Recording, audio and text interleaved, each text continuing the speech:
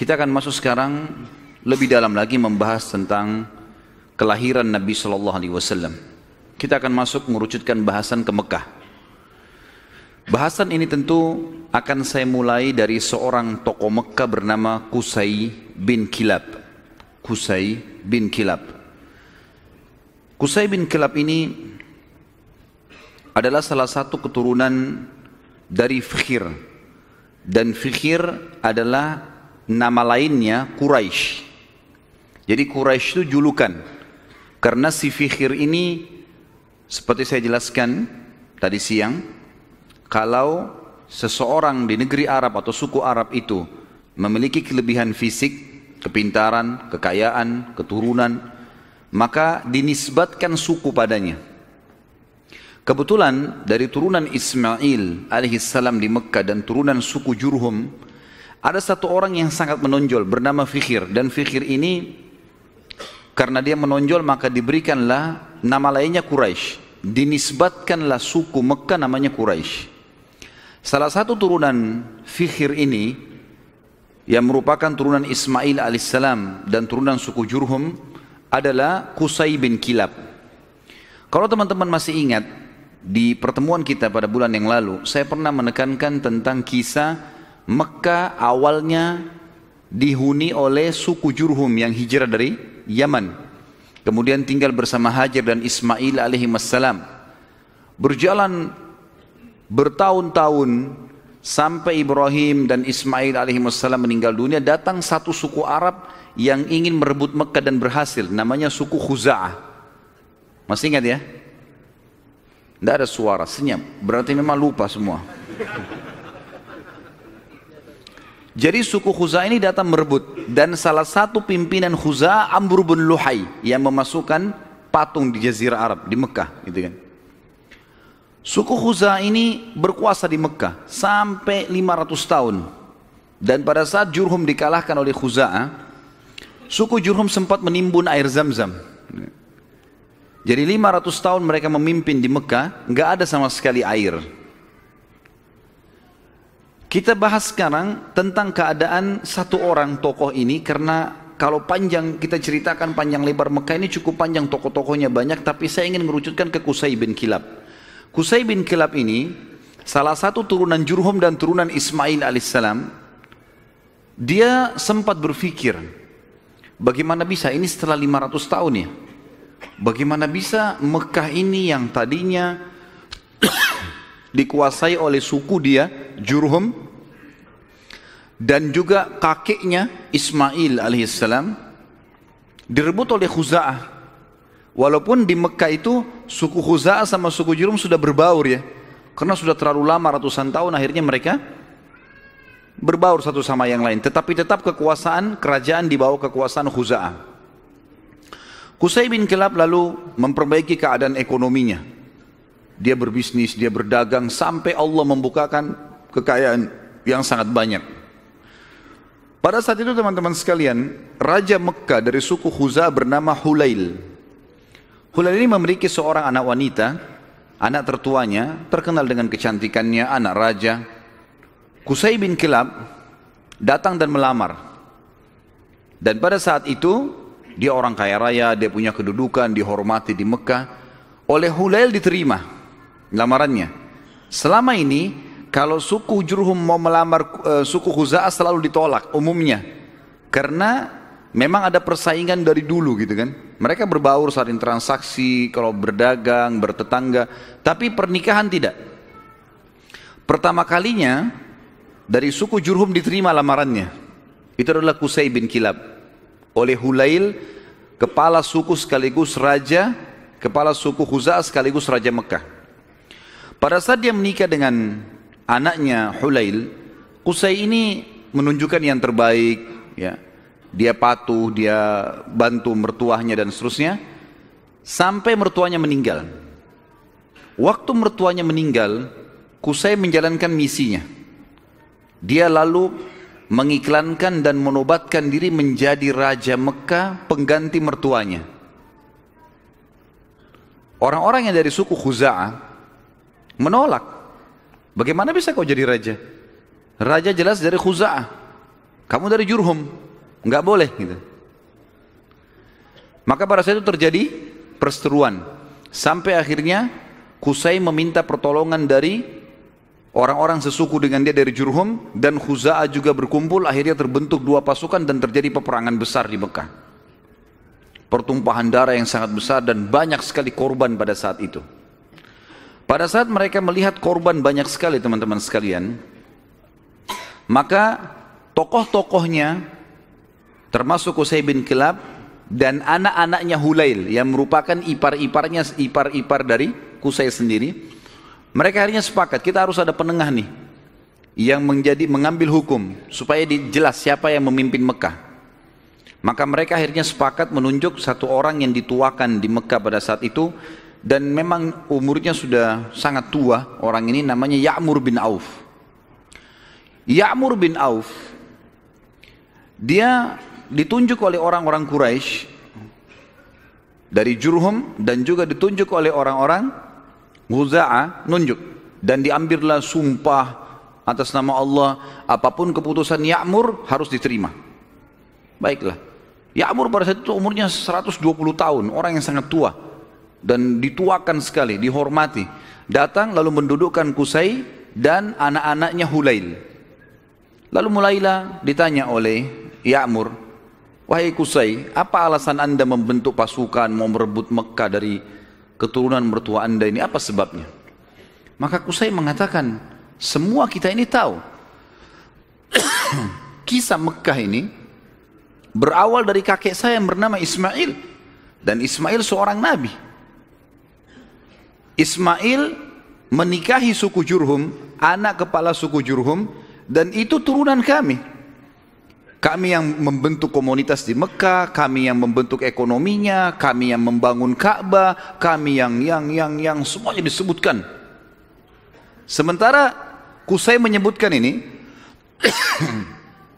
anak-anaknya Hulail dari suku Khuza'ah nggak bisa ngomong apa-apa, karena memang semuanya betul. Memang tidak ada. Khuza'ah ditanya, lalu kalian punya apa? Nggak ada. Tidak ada andilnya di Mekah. Cuma datang pasukan dari luar menyerang Mekah, kemudian langsung menguasai. Nggak ada andil sama sekali. Tiba-tiba pada saat itu Ya'mur mengambil sebuah keputusan, mengatakan keputusan yang mutlak, seluruh Mekah, kerajaannya, kekuasaannya, pengurusan jemaah hajinya, pengurusan Ka'bahnya, ya, semuanya untuk Qusay bin Kilab. Maka dengan keputusan ini teman-teman sekalian, Qusay bin Kilab menjadi Raja Mekah. Menjadi Raja Mekah. Dan pada saat itulah kerajaan yang sudah hilang 500 tahun dari keturunan Jurhum kembali. Pada saat itu Qusay melakukan banyak sekali perkembangan di Mekah, di antaranya dia membangun sebuah tempat namanya Darun Nadwa. Darun Nadwa ini oleh Qusay dibuat sangat luas, sangat besar, sebuah auditorium kalau kita sekarang sangat luas gitu kan. Tapi belum ada buku sejarah yang menyebutkan seberapa luas, seberapa dia menampung manusia. Tapi dari buku-buku sejarah disebutkan Darun Nadwa pada saat itu multifungsi, dilakukan apa saja di situ. Pertemuan orang-orang Mekah, pertemuan tokoh-tokoh Mekah, sampai Qusay bin Kilab melarang siapapun orang Mekah menikah kecuali di Darun Nadwa, harus di Darun Nadwa. Kalau anak bayi baru lahir, bawa ke Darun Nadwa. Pokoknya Darun Nadwa ini menjadi simbolnya Mekah. Termasuk juga pada saat orang-orang Quraisy ingin memerangi Nabi SAW, nanti kita akan belajar pada saat beliau mau hijrah pun ke Madinah atau mau dibunuh, itu mereka kumpulnya di Darun Nadwa ini. Qusay bin Kilab pada saat sudah mulai tua teman-teman sekalian, dia memperhatikan di antara anak-anaknya, anaknya banyak sekali. Tapi ada dua orang yang menonjol, artinya anak pertama bernama Abduddar dan anak kedua bernama Abdul Manaf. Sudah hafal belum? Ngangguk-ngangguk saja. Allahu a'lam. Faham atau enggak tahu. Abduddar dan Abdul Manaf. Abduddar anak pertamanya si Qusay. Abdul Manaf anak kesekian. Saya tidak temukan anak keberapa, tapi Abduddar karena anak pertama, biasanya kalau dinisbatkan nama seseorang adalah nama anak pertamanya. Jadi Qusay ini dipanggil Abu Abduddar gitu. Tapi Abduddar ini orangnya lemah secara fisik. Dia nggak punya keterampilan, nggak punya kepintaran, sehingga tidak punya kedudukan di tengah-tengah masyarakat. Sementara adik-adiknya semua, terutama Abdul Manaf, menonjol sekali. Punya suara, berdagang, majulah gitu. Maka Qusay ingin anaknya ini, Abduddar, punya kedudukan. Apa yang dia lakukan? Pada saat dia mau meninggal, dia tulis sebuah keputusan surat, kalau saya meninggal, semua kerajaan, semua pengurusan Ka'bah, jemaah haji, itu di tangan Abduddar. Waktu Qusay meninggal dunia, surat dibuka, ditemukan tertulis seperti itu, maka semua anak-anaknya patuh. Keputusan raja. Abduddar akhirnya menjadi raja. Berjalan waktu teman-teman sekalian, Abduddar wafat. Pada saat wafat, keturunan Abduddar mau melanjutkan kerajaan ayahnya, tapi turunan Abdul Manaf tidak setuju, nggak bisa. Abduddar ini, paman kami dulu ini, ayah kalian, itu dipilih oleh kakek kita semuanya, Qusay, karena dia nggak punya kedudukan dan kemuliaan, sudah dikasih dan sudah berhasil. Sekarang nggak bisa kembali kepada kalian. Harusnya ini dibagi rata. Sampai mereka pada saat itu hampir perang satu sama yang lain. Sama lagi. Dicarilah hakim di antara mereka dan akhirnya kesimpulannya dibagi. Pembagian ini teman-teman sekalian adalah dibagi Abduddar khusus mengurus keturunan Abduddar, khusus mengurus semua yang berurusan dengan jemaah haji. Sementara Abduddar mengambil alih pengurusan Ka'bah dan Darun Nadwah. Sementara Abdul Manaf mengurus jemaah haji. Dibagi dua. Kita akan sedikit sisipkan di sini teman-teman sekalian kisah tentang Darun Nadwah ini yang tadi dibuat. Kita tinggalkan dulu sebentar tadi sampai ke masalah sudah pembagian Mekah. Abduddar mengurus Ka'bah dan juga Darun Nadwah. Haji itu Abdul Manaf, ya. Jadi haji ini maksudnya mengurus jemaah haji, kasih minum, kasih makan. Mereka dulu sukanya begitu. Dan mereka ini terkenal dengan dermawannya. Tidak boleh jemaah haji beli makanan, beli minuman, dikasih semua gratis. Seperti itulah. Darun Nadwah ini punya kisah unik sedikit. Saya khawatir lupa, maka saya sisipkan di sini. Darun Nadwah tadi yang dibuat oleh Qusay bin Kilab dan menjadi simbol Mekah. Kisahnya sangat unik teman-teman, kisah pembeliannya dan penjualannya. Jadi ada satu orang nanti jadi sahabat Nabi namanya Hakim bin Huzam radhiyallahu anhu. Sebelum masuk Islam, Hakim bin Huzam ini suka mabuk. Masih di Mekah di masa jahiliyah. Dia bersahabat dekat dengan pemegang kuncinya Darun Nadwah. Jadi yang bertanggung jawab. Dari turunan Abduddar. Waktu lagi mabuk sama-sama, si pemilik kunci ini mabuk luar biasa sampai nggak sadar sudah. Si Hakim bin Huzam bilang, "Kau mau jual nggak Darun Nadwah dengan saya?" Kata temannya yang lagi mabuk, "Iya, saya jual." Berapa harganya? Kata si mabuk ini bilang, "Dengan sekendi khamr." Kasih saya sekendi khamr, ambil Darun Nadwah. Hakim pada saat itu, dia tidak semabuk temannya nih. Dia lalu mungkin panggil saksi-saksi segala macam, dikasih satu kendi khamr. Darun Nadwah ini dijual oleh turunan Abduddar. Karena sudah ada saksi, ada transaksi, maka selesai. Akhirnya keturunan Abduddar kehilangan Darun Nadwah gara-gara transaksi ini tadi. Ini Darun Nadwah teman-teman sekalian terus di tangan Hakim bin Huzam sampai beliau masuk Islam. Nabi SAW biarkan saja. Di zaman Abu Bakar dia masih hidup, zaman Umar, zaman Uthman, zaman Ali. Sampai di zaman kekhilafaannya Muawiyah radhiyallahu anhu majma'in, dinasti Umayyah yang pertama berdiri. Muawiyah anaknya Abu Sufyan. Abu Sufyan dulu tokoh Mekah kan gitu. radhiyallahu anhu majma'in, karena Abu Sufyan juga sempat masuk Islam di pembebasan kota Mekah. Maka pada saat itu Hakim bin Huzam di zaman Muawiyah menjual Darun Nadwah. Dijual sama dia dengan harga 100.000 dinar. Mahal sebenarnya. Tapi Darun Nadwah ini kedudukannya besar di Quraisy. Muawiyah bilang, menghardik dia, "Hai Hakim, ngapain kau jual Darun Nadwah dengan harga 100.000 dinar? Itu bisa tidak ada nilainya. Peninggalan dari Qusay bin Kilab, gitu kan, raja pertama Mekah setelah 500 tahun ditinggalkan oleh Jurhum, gitu. Maka kata Hakim radhiyallahu anhu, "Wahai Amir Mukminin, sekarang kita sudah Muslim.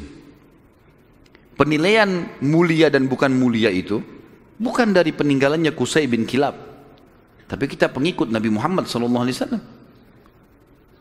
Dan saya dulu demi Allah membelinya dengan sekendi khamar. Sekarang 100.000 dinar banyak sekali. Dan Anda menjadi saksi bersama dengan seluruh muslimin yang ada di sini, kalau 100.000 dinar ini saya sedekahkan di jalan Allah." Kisahnya begitu. Jadi kisah Darun Nadwah, karena tadi kita sempat singgung, ada proses pembelian lepas dari tangan keturunan Abdiddar dan bagaimana proses penjualannya setelah itu. Tentu sekarang sudah tidak ada semuanya ini, tapi ini kisah pada saat itu. Baik, kita kembali teman-teman sekalian ke kisah kita. Abdul Manaf, tadi kan Abdiddar sama Abdul Manaf. Sekarang Abdiddar sudah kita sebutkan, diantaranya mereka menguasai Ka'bah dan Darun Nadwah. Dan sudah dijual, tinggal Ka'bah, perawatan Ka'bah, kiswahnya segala macam urusan mereka. Abdul Manaf bertanggung jawab tentang jemaah haji, kan itu. Abdul Manaf ini teman-teman sekalian punya seorang anak bernama Hashim. Hashim ini punya anak bernama Syaibah. Garis bawahi nama Syaibah ini. Tadi sudah makan siang belum ini? Banyak nama yang harus dihafal nih. Kita kerucutkan bahasan tentang Abdul Manaf punya anak namanya Hashim. Hashim punya anak Syaibah. Garis bawah Syaibah ini. Kita akan bahas Syaibah ini. Hashim ini ayahnya Syaibah, waktu menikah dengan istrinya, ibunya si Syaibah, karena mulianya, ini tradisi jahiliyah dulu ya, karena kedudukan si ibunya Syaibah ini tinggi di sukunya, anak kepala suku, maka ismah itu cerai di tangannya ibunya. Ibunya bisa menceraikan suaminya, hukum dulu. Berjalan waktu, meninggal Hashim. Syaibah ini ikut sama ibunya ke perkampungan ibunya. Ada satu ya, anaknya atau saudaranya Hashim ya. Saudaranya Hashim ini, jadi Abdul Manaf punya beberapa anak, diantaranya Hashim yang punya anak Syaibah, ada juga anaknya yang lain bernama Muttalib. Anaknya si Abdul Manaf ini. Muttalib ini namanya orang, ya. Muttalib ini datang ke perkampungan Syaibah, ibunya Syaibah, lalu dia berkata kepada ibunya, ini ayahnya Hashim sudah meninggal, tapi anak ini keturunan Qusay bin Kilab, ini turunan raja di Mekah, jangan ditinggalkan di kampung sini, ikut ke Mekah dengan saya, siapa tahu nanti dia punya kedudukan di Mekah. Kata ibunya, nggak bisa, ikut sama saya. Akhirnya kena cekcok nih, tanda kutip di sini, maka ibunya Syaibah bilang, ini kita suruh pilih aja dia. Si Syaibah ini mau ikut siapa? Nanti kalau saya sebutin julukannya Syaibah ini baru antum bilang, oh iya itu orangnya. Kata si ibunya, pilih aja, Syaibah suruh milih. Dia mau tinggal sama saya di sini atau ikut sama anda ke Mekah? Lalu Muttalib tanya di depan ibunya, hai Syaibah, ikut sama saya ke Mekah atau kamu tinggal sama ibumu? Kata Syaibah, saya ikut sama paman saya, ikut ke Mekah. Maka pergilah ke Mekah.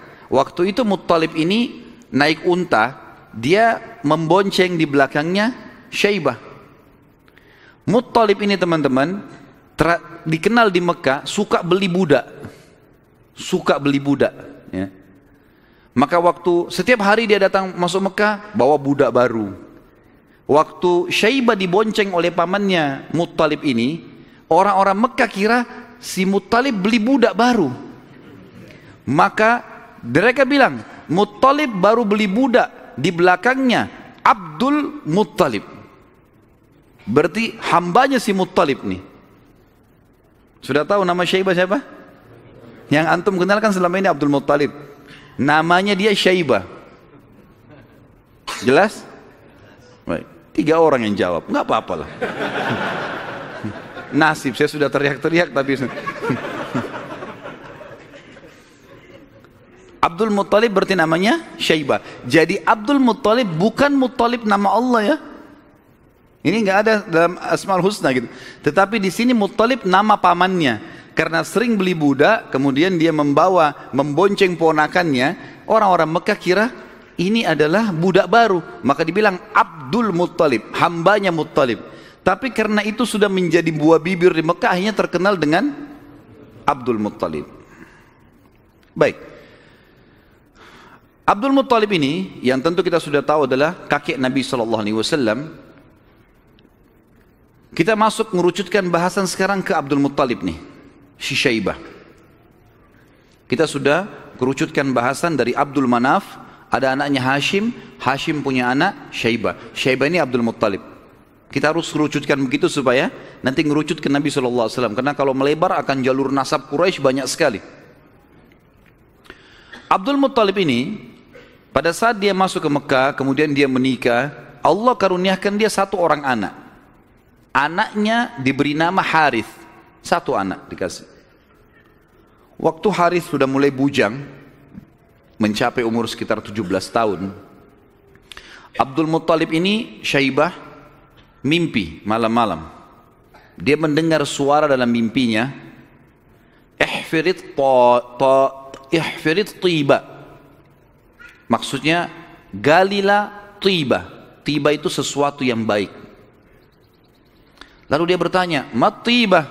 Apa itu tiba? Hilang suara itu. Hari kedua dia mimpi lagi. Dengar lagi suara, ihfiril barrah. Galilah sesuatu yang baik, yang bermanfaat. Dia tanya, mal barrah? Apa itu barrah? Yang baik itu apa? Hilang lagi suara itu. Hari ketiga dia mimpi lagi, ihfiril madmunah. Gali sesuatu yang terjamin. Dia tanya, mal madmunah? Apa itu madmunah? Hilang lagi. Hari keempat baru dia mimpi dan dia dengar ihfiriz zamzam. Galilah zamzam itu. Zamzam ini di zaman itu cuma seperti sebuah histori lama, kenangan. 500 tahun tidak ada sumur zamzam, hilang. Jadi selama Khuza'ah berkuasa teman-teman sekalian di Mekah, mereka selalu mendatangkan air dari luar, beli mahal dari luar Mekah, sumur-sumur di luar Mekah. Abdul Muttalib ini pernah dengar kalimat zamzam, penasaran dia. Terus dia tanya, dalam mimpi dia tanya, mas zamzam, apa itu zamzam? Lalu keluarlah suara itu mengatakan, dan dia dengar pada saat itu ya, kalau dalam buku-buku sejarah disebutkan, la tanzifu abada, sesuatu yang tidak akan pernah rusak, wala tarum, juga ya, sesuatu yang selalu bersih dan tidak akan pernah rusak. Taskil hajijal a'zam, engkau akan memberikan dengannya air para jemaah haji. Dikatakan wahia bainar rafthi wad dam, tempatnya air zam-zam itu berada di antara rafath. Rafath itu bisa berarti busanya darah, atau memang darah yang bercampur, busa yang bercampur dengan darah, atau memang busa air biasanya. Jadi dikatakan sini ciri-cirinya adalah tempat zam-zam itu ada darah yang bercampur dengan rafath, dengan busa, kemudian bercampur sama tanah. Lalu dikatakan lagi dalam mimpinya, inda naqratil gurabil a'sam, di bawah patokannya burung gagak yang memiliki warna keputih-putihan. Inda qaryatin naml, di atas atau di sekitar sarang semut. Seperti itu dalam mimpinya. Maka Abdul Muttalib bangun pagi-pagi, penasaran dia dengan mimpi ini. Dan dia tahu mimpi ini gak mungkin main-main.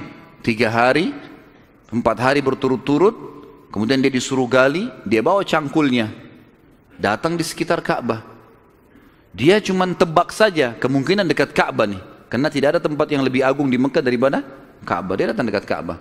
Dan kalau masih ingat dulu, pada pertemuan kita di bulan yang lalu, ada penjelasan tentang 2 patung yang disembah di Mekah, Isaf dan siapa yang ingat?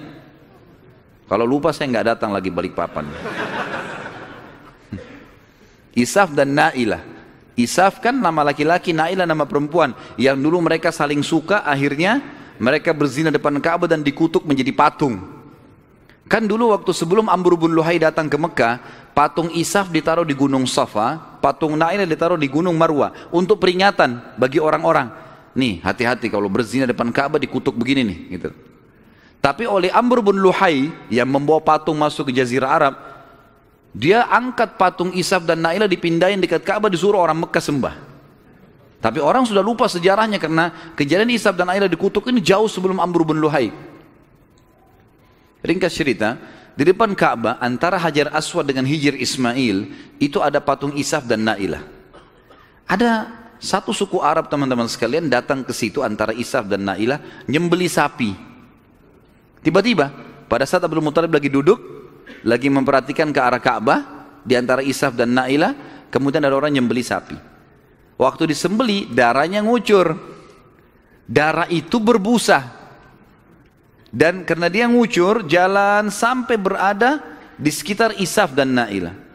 Dia kurang lebih jangan dibayangkan ini Ka'bah, ini Hajar Aswad dan ini Hijr Ismail. Isaf dan Na'ilah itu ditaruh cukup jauh ya, agak berjarak antara Hajar Aswad jauh ke belakang dengan Hijr Ismail juga jauh. Jadi di kiri kanan ya. Tempat itu sangat luas. Jadi jangan difahami tadi ini misalnya Ka'bah kemudian di sini posisinya, tapi agak jauh di kiri kanan. Maka pada saat itu darah ini ngucur dari patung Isaf itu menuju ke tempat di tengah-tengah di situ. Pada saat itu di tengah-tengah. HP-nya siapa nih? Pada saat itu patungnya, darahnya ngalir, kemudian darah itu ngalir menuju ke tengah-tengah antara Isaf dan Na'ilah ini, dan ada seperti tempat agak turun di lembah Mekah kan waktu itu masih pasir, lalu darah itu berkumpul di situ. Jadi akhirnya darah sama pasir bercampur. Abdul Muthalib lihat ini isyarat pertama nih. Mimpinya kan tadi darah yang mengalir berbusa yang bercampur dengan tanah, gitu kan. Lalu kemudian dia dekatin tempat itu, darah yang berkumpul itu. Dia temukan tiba-tiba ada burung gagak yang berwarna hitam. Burung gagak biasanya warna hitam ya. Tapi kalau ada burung gagak yang di bagian sayapnya itu ada beberapa bulu warna putih, namanya a'sam dalam bahasa Arab, Ghurabil a'sam. Maka dia lihat ada burung gagak. Burung gagak ini mengepakin sayapnya dan mematuk-matuk di atas sekitar darah itu. Dia lihat isyarat yang kedua. Isyarat yang ketiga adalah di situ ada sarangnya semut. Dia lihat ke dekat kakinya, ternyata ada beberapa ekor semut yang menggigit kakinya dia. Dia melihat ada lubang di situ. Maka dia bilang kepada anaknya Harith, saya mau menggali di sini. Siapapun jangan mengganggu saya. Maka dia angkat cangkulnya. Tapi kita jangan lupa ini depan Ka'bah. Orang-orang lagi banyak tawaf waktu itu, walaupun banyak berhala. Dia angkat cangkul, orang jadi bahan perhatian. Tokoh-tokoh Quraisy pada datang semua. Lalu tokoh-tokoh Quraisy mengatakan, hai Abdul Muthalib, apa yang kau lakukan? Kata Abdul Muthalib kepada Harith, singkirkan mereka dari saya, sibukkan. Jangan sampai mereka dekatin saya.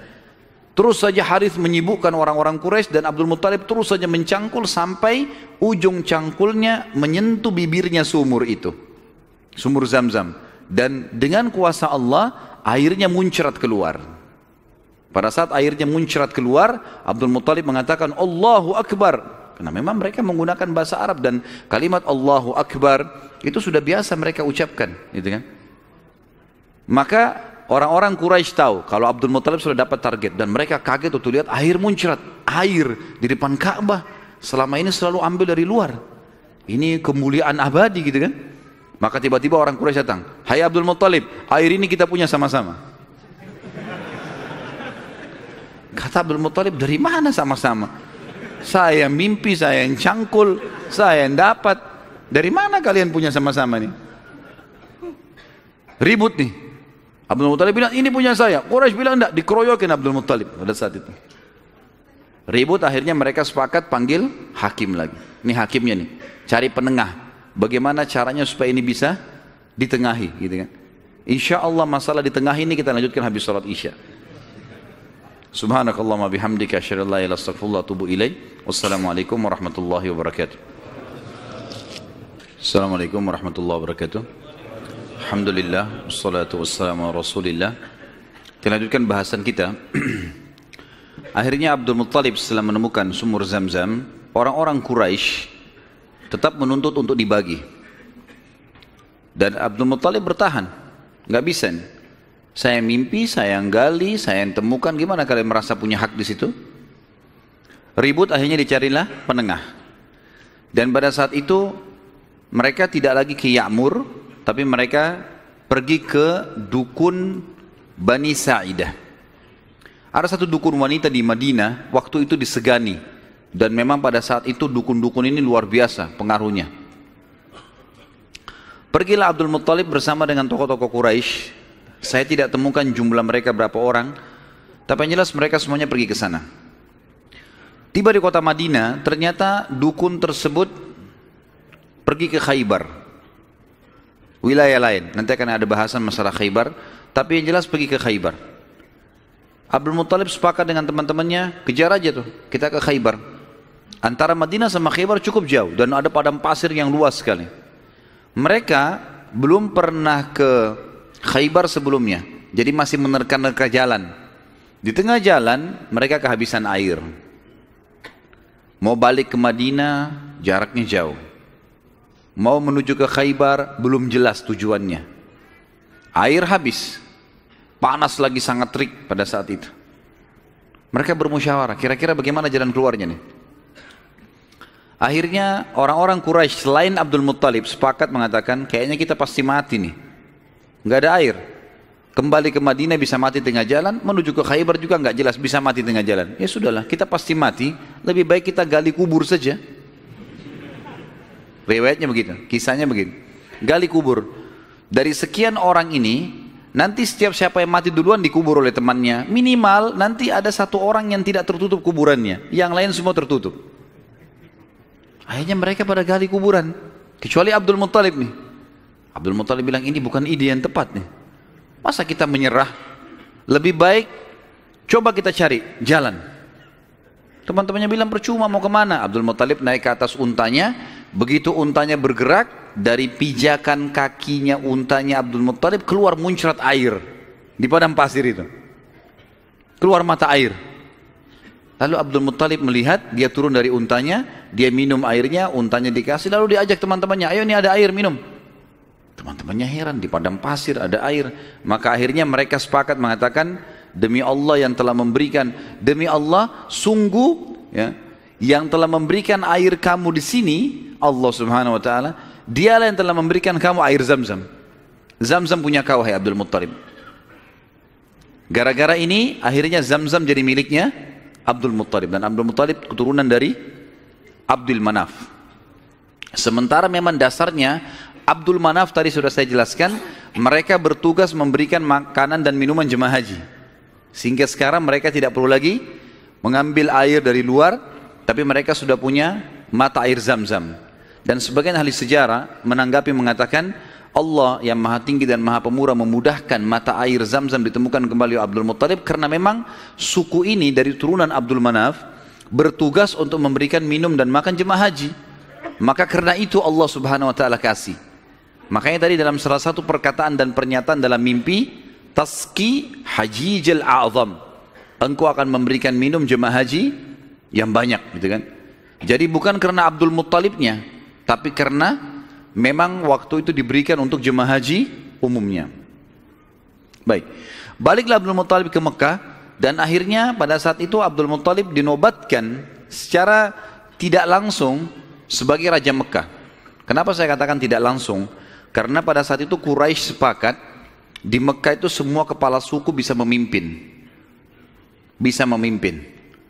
Tidak harus fokus ke turunan Abdul Manaf atau Abdul Dar, tapi mereka Abdul Manaf Abdul Dar ini mereka yang memegang Ka'bah, memegang urusan haji dan jemaah haji, minum dan makannya ini.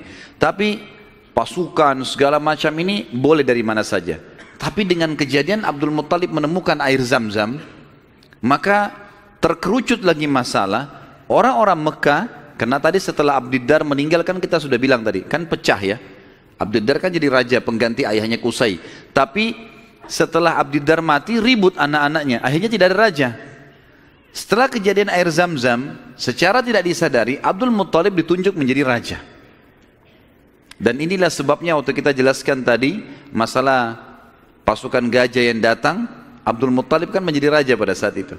Dan menjadi raja justru karena menemukan mata air Zam-Zam ini. Abdul Muttalib pada saat itu mulai naik kedudukannya, namanya jadi tambah baik dan seterusnya. Memang orangnya sangat dermawan. Semua orang boleh minum air Zam-Zam tapi melalui izin dia. Tapi tidak bayar, gitu kan? Dikasih semuanya. Abdul Muttalib mulai berpikir, waktu dia tadi punya anak satu, namanya Harith. Masih ingat nggak? Wah, ngaku-ngaku aja. Baiklah, saya terima. Anaknya tadi satu, Harith, yang disuruh jaga sama dia waktu dia mencangkul kan? Baiklah. Si Harith, dia pikir, waktu saya tadinya punya anak satu nih, kayaknya kerepotan, gak ada yang bisa bela dia. Dan seorang raja, salah satu kebanggaannya kalau punya keturunan banyak. Maka dia pada saat itu berazam, bernazar ya, kalau Allah memberikan dia anak laki-laki yang banyak, jumlahnya mencapai 10, dia akan menyembeli salah satunya, dikorbankan di depan Ka'bah untuk Allah. Nggak ada dalam syariat Nabi Ibrahim alaihissalam. Ini ijtihadnya, upayanya Abdul Muttalib. Subhanallah, berjalan waktu, istrinya melahirkan, punya anak 16. Anaknya Abdul Muttalib 16, 10 laki-laki, 6 perempuan. Laki-laki yang 10 ini, yang paling pertama tentu ada namanya Harith ya. Kemudian ada, jadi dari 10 ini kita bagi 6 ini meninggal sebelum masa kenabian, 4 mendapatkan masa kenabian. Dari 10 anak Abdul Muttalib yang laki-laki, ada 6 yang meninggal sebelum fase kenabian, sebelum penobatan Nabi SAW menjadi Nabi. Ini paman-paman Nabi semua ya. Dan ada 4 yang mendapatkan fase atau masa kenabian. 6 orang yang tidak dapat masa kenabian ini tentu dimulai dari Harith tadi, anak pertamanya Abdul Muttalib. Kemudian tentu ada beberapa nama ya, saya sebutkan Harith, Dirar, Hijir, Muqaddam, Zubair. Dan yang keenam Abdullah, ayahnya Nabi SAW. Abdullah ini sebenarnya anak paling bungsu dari Abdul Muttalib, anak ke-10.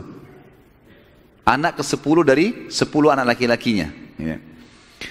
Maka 6 orang ini meninggal sebelum masa kenabian. Harith, Dirar, Hijir, Muqaddam, Zubair dan Abdullah. Dan ada 4 orang hidup sampai masa kenabian.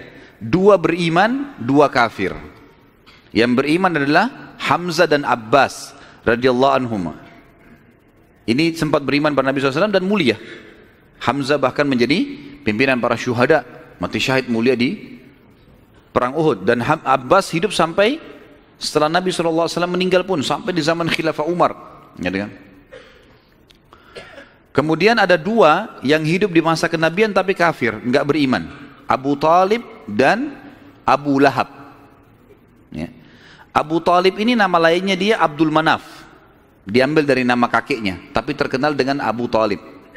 Abu Lahab julukan namanya Abdul Uzza. Dan kita tahu surah Al-Masad turun pada Abu Lahab ini ya. Paman Nabi SAW, benci sekali dengan Nabi, benci dengan dakwah. Nanti akan kita ceritakan kisahnya di pertemuan akan datang. Yang jelas ini 10 orang anak laki-laki Nabi SAW. Kemudian ada 6 orang anak perempuan. Yang pertama Sofiyah. Sofiyah ini ibunya Zubair bin Awam radhiyallahu anhu. Dan Sofiyah nanti akan kita ceritakan kisahnya, luar biasa pemberani perempuan ini gitu kan? Dan dia mendidik Zubair bin Awam dengan sangat tegas. Jadi kalau dia jalan, dia membawa Zubair, dia latih di tempat gelap, sengaja dia diam. Kalau Zubair nangis ditinggalin, dibiarin. Karena mau dilatih. Orang-orang semua pada hardik, hai Sofia kenapa kau gitu kan anakmu? Saya mau dia jadi pemberani. Dan betul-betul jadi pemberani Zubair. Zubair itu di peperangan-peperangannya, kalau teman-teman ikuti ceramah saya di YouTube, ada serial sahabat di antara Zubair bin Awam itu luar biasa. Kalau pasukan lagi berhadapan, dia maju ke depan musuh. Jadi musuh di depan ini, kemudian dia di depannya. Tunggu takbir di belakang, dia serang duluan, sendirian.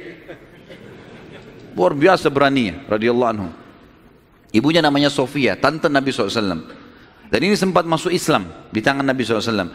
Kemudian ada Ummu Hakim, ada Atiqah, ada Umaymah, ada Arwah dan Bar.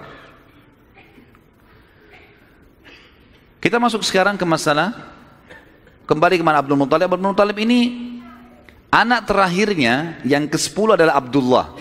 Dan itu ayah Nabi SAW. Abdul Muttalib kan tadi sudah saya bilang dia nazar, kalau punya 10 anak laki-laki, dia akan korbankan salah satunya kan. Lalu dia datang ke dukun di Mekah dan dia berkata pada dukun itu, acaklah nama anak-anak saya. Tradisi mereka pada saat itu suka sekali mengundi nasib.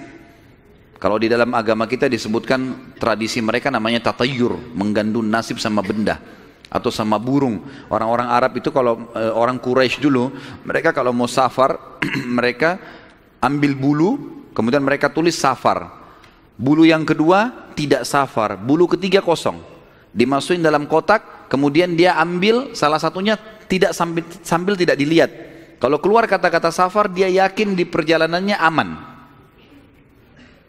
Tradisi jahiliyah, mereka salah pada saat itu tentunya. Kemudian kalau keluar tidak safar, mereka tidak boleh safar. Kalau mereka safar berarti kena musibah. Kalau keluar bulu yang tidak ada tulisannya, maka dia ulangi. Ada cara yang lain sampai dapat safar atau tidak safar ya.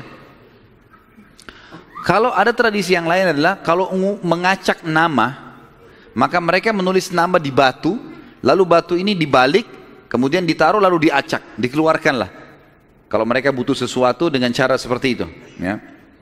Dan ini ditarik dalam hampir setiap kehidupan mereka, mau beli rumah, mau apa saja selalu ditulis di batu, terus diacak di batu, itu mengundi nasib dengan itu.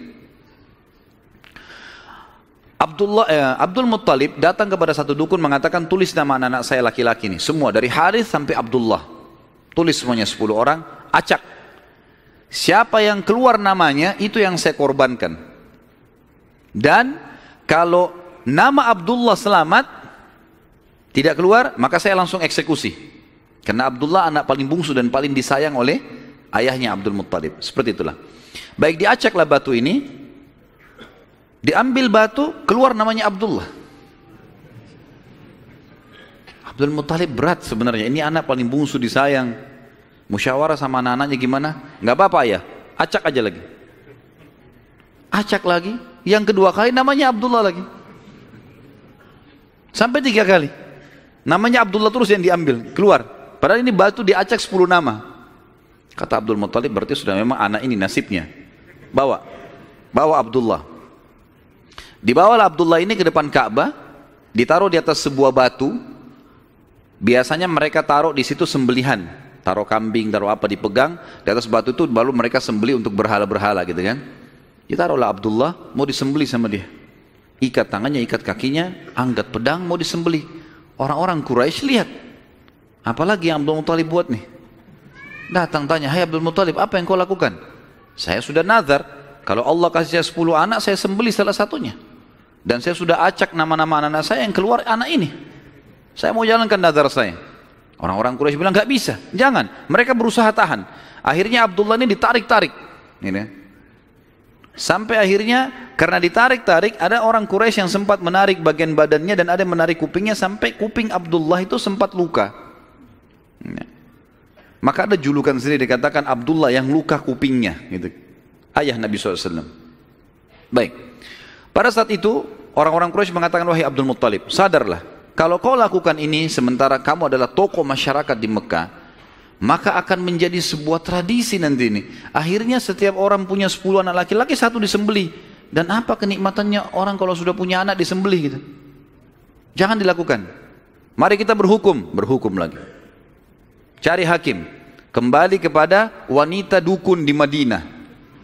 Suku Sa'idah tadi.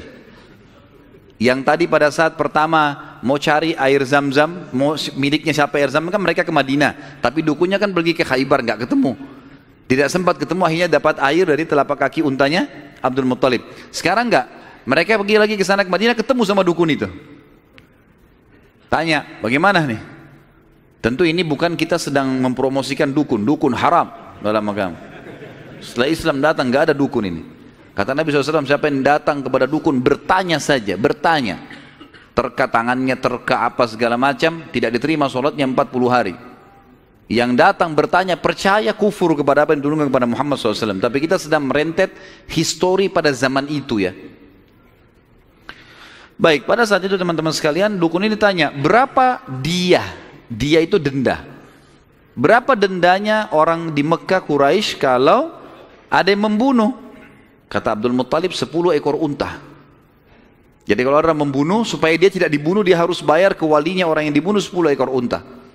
Kata si dukun, tulis namanya Abdullah di batu, tulis juga 10 ekor unta di batu yang lain. Balik, acak. Ini ngundi nasib terus ini. Acak.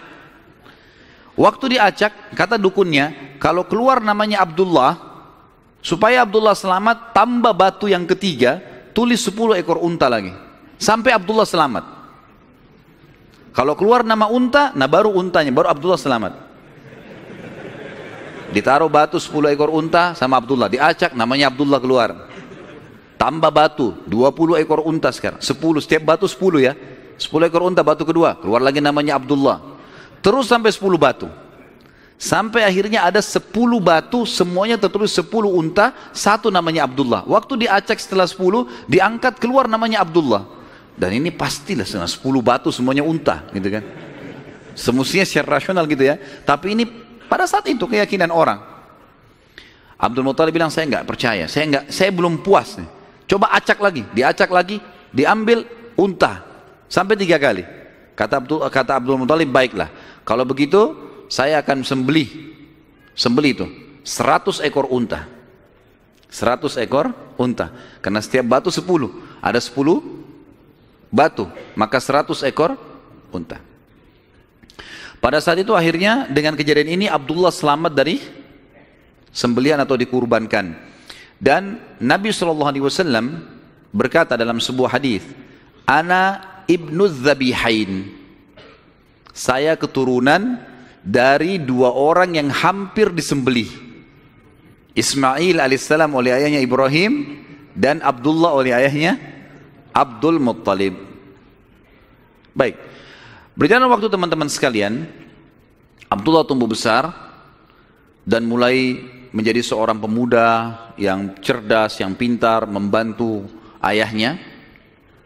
Maka oleh Abdul Muttalib dinikahkan, dan dinikahkan oleh seorang wanita yang bernama Aminah. Dan Aminah dari turunan Abdul Manaf juga, jadi satu jalur, masih sepupu dengan Abdullah. Hanya saja dari Aminah ini, dari paman-pamannya Aminah itu dari penduduk asli Madinah, dari Aus dan Khazraj, dari suku Ansar di Madinah. Maka Nabi SAW di sini memiliki jalur dari 2 kota suci, Mekkah dan Madinah. Pada saat sudah selesai melahirkan, baru menikah, beberapa hari kemudian ada tanda-tanda kehamilan di Aminah. Kemudian Aminah pun sempat melihat di dalam mimpinya pada saat akan melahirkan atau pada saat hamil besar, melihat dalam mimpinya ia bermimpi bayi dalam kandungannya ini menyebarkan cahaya, dan cahaya itu menyebar ke seluruh muka bumi. Sebagian athar menyebutkan sampai ke Busra. Busra ini wilayah Irak sana, wilayah Persia gitu. Dan dia juga mimpi mengucapkan dalam mimpinya kalimat u'idzuhu billahil azim min kulli syarrin wa min kulli ainin wa min kulli hasid. Wa min kulli hasid. Tidak ada kata-kata ainnya. Artinya aku berlindung kepada Allah yang Maha Agung untuk bayi ini dari semua keburukan dan iri dengki orang lain. Berjalanlah hamil tersebut. Pada saat berumur beberapa bulan, ada sebagian ahli sejarah menyebutkan sekitar 6 bulan hamilnya Aminah di Nabi SAW dalam kandungan beliau, maka meninggallah Abdullah. Maka Nabi SAW jadi yatim sebelum lahir. Setelah itu Nabi SAW lahir yang paling banyak dinukil oleh para hadis sejarah 12 Rabiul Awal di tahun gajah. Sudah kita sebutkan tadi, tahun gajah kejadian Ashabul Fil, dan tepatnya 50 hari setelah kejadian gajah itu. Penghancuran gajah 50 harinya, disitulah lahir Nabi sallallahu alaihi wasallam. Ada yang perlu kita sebutkan teman-teman sekalian, walaupun sebenarnya menyebutkan ini bukan berarti Nabi SAW membutuhkannya, tidak sama sekali. Nabi SAW jauh lebih mulia daripada tanda-tanda ini. Tapi pada saat beliau lahir, ternukillah di Mekah, di Madinah, beberapa kejadian yang memang ahli sejarah angkat. Yang pertama, kejadian yang unik pada saat Nabi SAW lahir adalah terlihatnya bintang Ahmad namanya. Apa itu bintang Ahmad? Orang-orang Yahudi yang ada di Madinah itu meyakini kalau Nabi terakhir yang mereka tunggu di Madinah keluar itu, kalau dia lahir akan kelihatan bintang yang mereka istilahkan dengan bintang Ahmad, dan mereka mengukir-ngukir bintang itu sesuai dengan keterangan dari Taurat. Seperti itulah pemahamannya pada saat itu. Allahu alam tentang masalah kebenaran masalah bintang ini, tapi yang jelas kebenaran bintang itu bisa dipercaya atau tidak, karena kita dalam Islam tahunya bintang nggak boleh dipercaya gitu kan. Tapi ini pada saat itu dinukil oleh Hassan ibn Thabit radhiyallahu anhu, penyair Nabi SAW. Kebetulan umurnya dia beda 7 tahun dengan Nabi SAW. Beliau mengatakan setelah masuk Islam, setelah Nabi SAW hijrah ke Madinah, beliau mengatakan pada hari Nabi SAW lahir, aku kebetulan berada di salah satu benteng Yahudi, dan naiklah di malam hari kebetulan salah satu pendeta Yahudi lalu teriak dengan suara keras, "Wahai Yahudi, hai sekalian kaum Yahudi, sungguh telah terlihat pada malam ini bintangnya Ahmad, dan tidak terlihat kecuali pada saat ia lahir." Dan menurut Hassan ibn Thabit radhiyallahu anhu, memang umurnya beda 7 tahun dengan Nabi SAW, dan pada hari itu memang hari kelahiran baginda Nabi SAW. Yang kedua dinukil oleh para ulama tentang masalah kejadian-kejadian unik adalah Nabi SAW pada saat lagi Aminah melahirkan, maka dikatakan melahirkan tanpa ada rasa kesulitan sedikit pun, jadi sangat mudah. Bahkan sebagian athar menyebutkan Aminah tidak dibantu oleh orang. Tiba-tiba Nabi SAW keluar begitu saja. Dan yang ketiga, pada saat lahir, maka Nabi SAW dalam kondisi mengangkat kepalanya ke langit, seakan-akan orang yang sedang berdoa. Yang keempat, Nabi SAW lahir dalam kondisi sudah terkhitan. Sudah terkhitan.